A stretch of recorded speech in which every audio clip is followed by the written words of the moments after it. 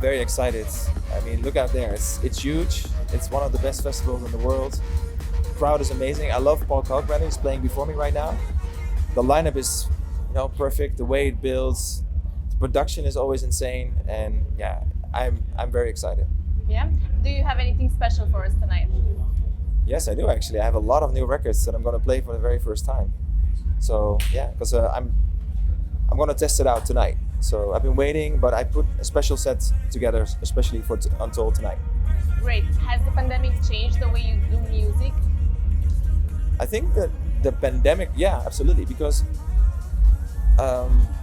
when you don't have the pressure of people in front of you, you go back to the time when you started creating music when you were still behind your computer in your bedroom. I think that's what happened to me. I went back to being that kid and making music without pressure, right?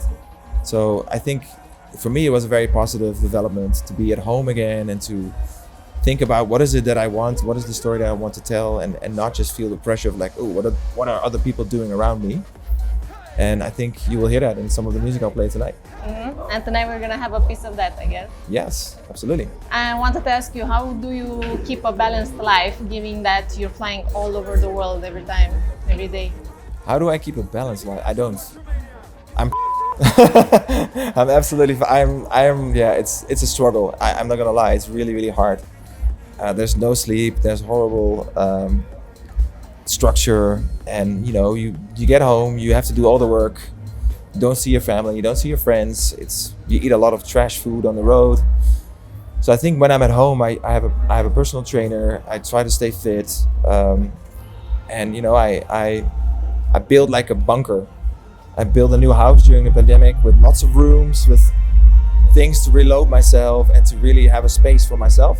I think that was really important. The feeling that you're really coming home, right? Before the pandemic, I lived in a small apartment that I lived in for about 16 years. I never really created a home. So for me, the one thing that I found out that I enjoyed is creating places and spaces. Next to making music, is creating rooms and decorating and architecture really fascinated me. Oh, great. So it helped make you music differently. Yeah, absolutely. I'm prepared for the next pandemic. Ah, great. And can you tell us, maybe you have the memory of your first time playing at the music festival? Do you remember where it was and how was it? What was the feeling? Very first time or the first time after the pandemic? No, the first time ever. The very first time ever. Ooh.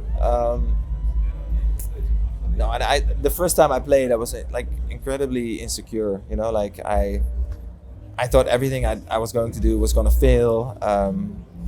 I was shaking. I played with vinyl back then still, so you really had to. There wasn't really much room to wiggle around or play anything else because you had this box. The box had 80 records in it, and you have to play those, right? So I think you had to be very certain about what you were going to do, and you had to stick with it. Now you have it with USB and you're like, oh, it doesn't work. There's 2,000 records, I can change it up. So I think, times have changed now, and I was a different person. But at the same time, I do still feel I'm still that kid, right? The first few records, you're still like nervous. You're like, are the people gonna hate me? Is it gonna be okay? And then once you feel the applause and you see the smiles, and that's the moment where you break and you start to relax, and then you can really start the show. So